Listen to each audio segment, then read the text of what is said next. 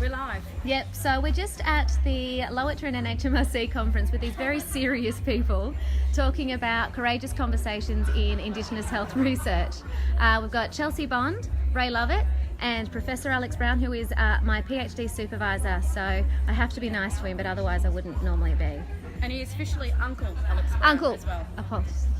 He just had a birthday. He is old according to himself. Yes. Good clarification. Yeah.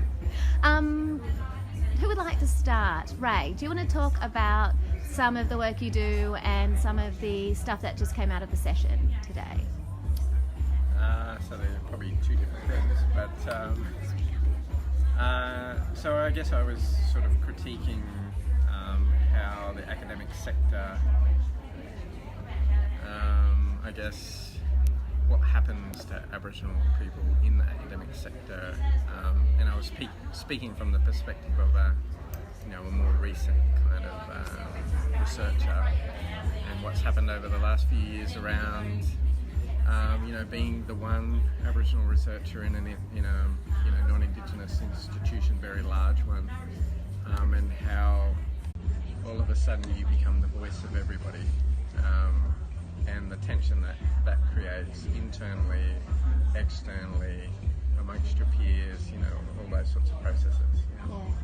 I assume you guys have probably had that similar experience before, Chelsea, and how does it actually feel, and what are the responses you get back from institutions when you say, hang on, I can't speak for all Indigenous people? Look, I struggle with being an academic but being relegated to the role of cultural broker. I do want to get a t-shirt that reads Native Informant because apparently my PhD set me up to be the person who will tell you who to welcome to country at every event that the institution holds, to know the family tree of every Indigenous person who's engaged in research work. So I find it, and I even had a student, an undergrad student, in articulating a relationship with me, referred to themselves as an academic, and I was the cultural guide.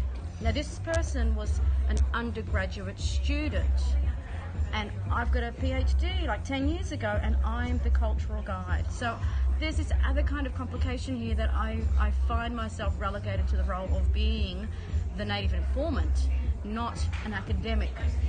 It's quite interesting. So, I mean, this plays very commonly out for lots of people. Not just me. I've observed this, I'm sure. I've observed this. I am a researcher. It's my job to watch, of course. We're expected to know everything about everything Aboriginal. We're expected to speak on behalf of everyone. We're expected to know all of the policy imperatives and the way in which things need to work. We're there to solve every Aboriginal problem that the institution or organisation has. We're supposed to lead them to nirvana on all Aboriginal fronts. And then we're trying to balance the realities of what our community and our families expect of us as well in that.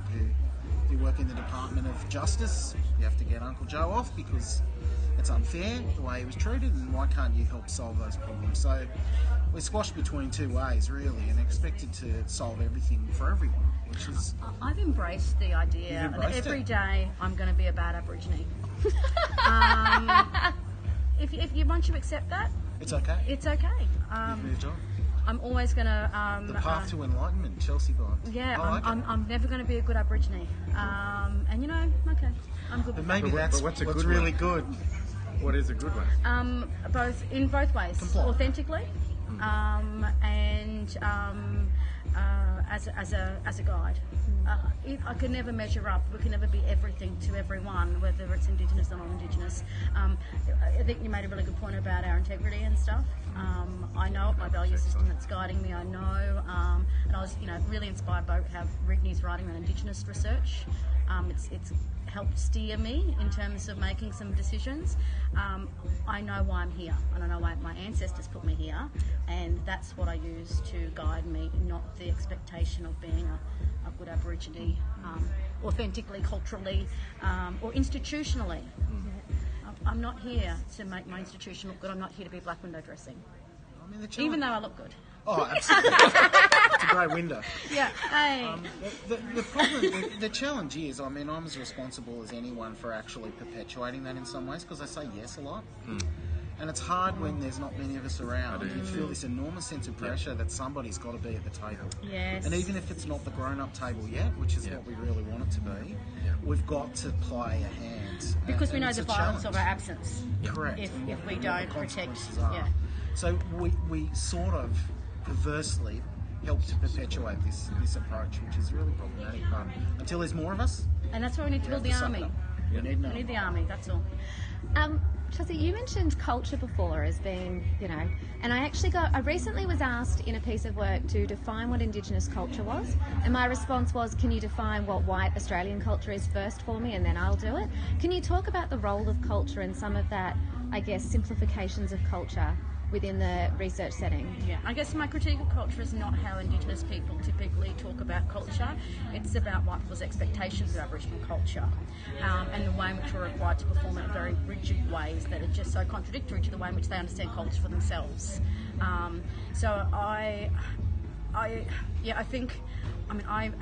was trained in Queensland Health as a health worker. We used to have to do cultural awareness training, the 2-day, and deliver it out in rural Queensland on a weekly basis. It was quite violent, and I soon learnt that cultural awareness had nothing to do with culture and everything to do with race, and it was violent. And the health inequality that we experience has nothing to do with my culture or Indigenous cultural incommensurability. It has everything to do with how race works, how race is part of the air that we breathe. It's infiltrated our systems to produce these health outcomes. So I have this thing where amongst us mob we yarn about culture and our ways and our protocols and that kind of thing, but when it comes to the health system, I'm not going to tell them about our ways. We're going to reconfigure their ways and call them out. Absolutely. Bureaucracies have a culture, and they never talk about that. They talk about the deficit of Aboriginal culture, which is getting in the way of us being grateful recipients of your wonderful medicines and way of healthcare delivery. I mean, they never talk about how hospitals have their own culture, and they're really quite uncomfortable and toxic cultures in many ways.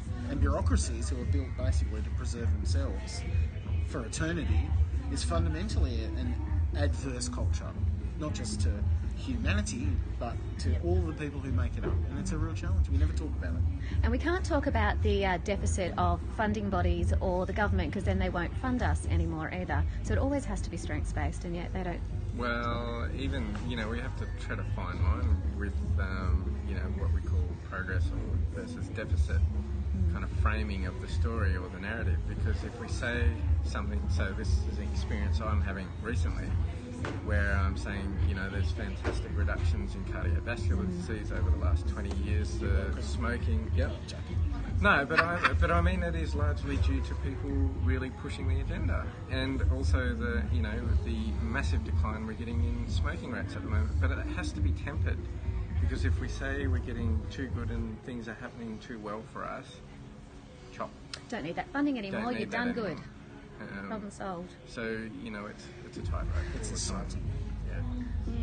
And I think there's an inconsistency around deficit discourse. So we can readily think of the deficits of Indigenous peoples, but we have to be careful talking about the deficits of institutions or funding bodies, because we have to keep them on side. Or white peoples. So I could contest the kind of inconsistent application of deficit discourse, and who gets to talk about strengths. When I've been critical of the health system or particular things, I've been met with non-Indigenous health researchers who've accused me of not being negative and bitter and not looking at the strengths. How dare we be the bitter, angry blacks? Yeah, even though I was smiling, I was really pleasant about the conversation. So it's this interesting kind of what does deficit discourse serve? Who does it work for? Who's benefiting from that? Everyone's talking about strength-based and deficit discourse at any Indigenous health thing, but what does it mean in practice? I have yet to find a post-grad research question from any HDR student that doesn't have as its core assumption something wrong with Aboriginal people or communities. Even if it's not explicit, you scratch the surface and what it comes back to. So I don't think we're ready to relinquish that just yet. We can talk about it, but in practice it's still not happening. Yeah, I mean, the challenge is from a practical sense. I mean, that's why I said today how having strong people tell strong stories is really important for us to challenge the things that we face every day, and that's why I said, Chelsea, what I said about you, which is, it's true. We need to feel empowered to to call things out that are tough. But having done that in various circumstances in the past, walking into a room full of racists and calling them racists is a really tough gig. It is. And not just because it's tough emotionally, it's tough because crickets. they completely disengage, and the people that you need to change are already off the reservation. So finding a way, do you like a mixed metaphor there, Summer? Finding ways to work through keeping people engaged to change despite hearing difficult things is really tough. And I have this thing, so I think about someone in an abusive relationship, because colonisation is really an ongoing abusive relationship for us as blackfellas.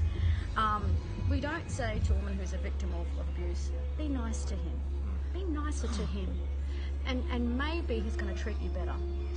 We don't. But this is what's being told to us as blackfellas all the time. Be really nicer to your oppressor. So that's the abusive nature of this stuff, and that's the real violence that's inflicted upon our minds and souls as Indigenous academics in this space, is being told repeatedly that if you're just better than, if you're just nicer, that somehow you're going to liberate your mob. And we know it's not, and we all are accountable to our own families and communities. We know it's not changing, and it's frustrating. And you know, that internal dialogue that we have with ourselves about what are we doing this for? Is it making a difference? You know, there are some deep questions that we all struggle with all the time that these mob don't realise. No, they don't. So fundamentally, back us, don't define us. Yeah. I was going to say defining in terms of identity politics came up as well, and the authenticity, which is something that we often face. I got told the other day, by the way, that because I'm successful in a Western context and have an education, which is something I think you said, Ray, that really am I Aboriginal? Yeah, I get that one a lot. Because that's the fourth invisible criteria on the confirmation document. It's means tested. What's your income level? And Yeah, so that is something that we face. And he said it with a smile on his face, like he actually didn't realise what he was saying was hugely offensive. And I think they're the conversations. It's amazing the disconnect when you're having these conversations with people. Like, they cannot see what they've just said. And it's the trap. It's the real trap for close the gap, though. So as soon as we become just like them, we become just like them. Yeah. And none of us have ever traded our indigeneity for a position or for a PhD. It comes with us every day. We carry it all the time. You know, Vernon Aki says Aboriginal all the time. We carry it with us all the time. It's hard for people to accept that because their racialised imaginings of indigeneity they can't let go of. The challenge for us is not to internalise their imagining of us and continue to resist that and armour ourselves up from that. And we also have to resist some of our own mob too. Absolutely, because our mob, you think about it, we all are subjected to the same stories that white fellas are about Indigenous peoples. So of course people take it on. Yeah, they do.